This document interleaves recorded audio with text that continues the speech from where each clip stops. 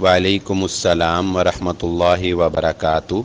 आपने सवाल किया है कि लोग रमज़ान में ज़कात देने को तरजीह देते हैं। जी हाँ, ये एक अच्छी बात है कि रमज़ानुल मुबारक का महीना बरकतों वाला, फ़जीलतों वाला महीना है। अगर कोई रमज़ान में अपनी ज़कात देता है तो ये अच्छी बात है। ऐसा करने में बिल्कुल कोई हरज नहीं है और एक अच्छा मामला है।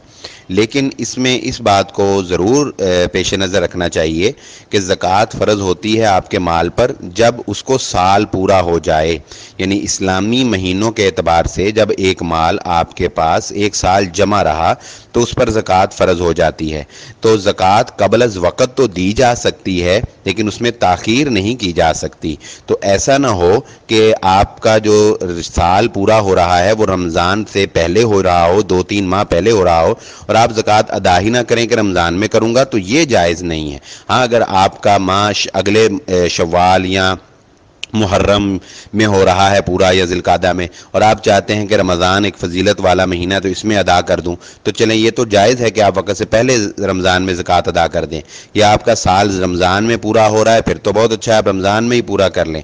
लेकिन ये जायज़ नहीं कि आपका साल 2-3 माह पहले पूरा हो रहा हो या 1 माह पहले पूरा हो रहा हो और आप ज़कात अदा ही ना करें कि आप कहें कि मैं रमज़ान में अदा कर दूंगा। नहीं, क्योंकि वो फ़र्ज़ है और फ़र्ज़ की अदायगी जितनी जल्द अज़ जल्द कर दी जाए उतना ही उसका ज़्यादा सवाब भी है और उतना ही वो बेहतर भी है। वल्लाहु आलम।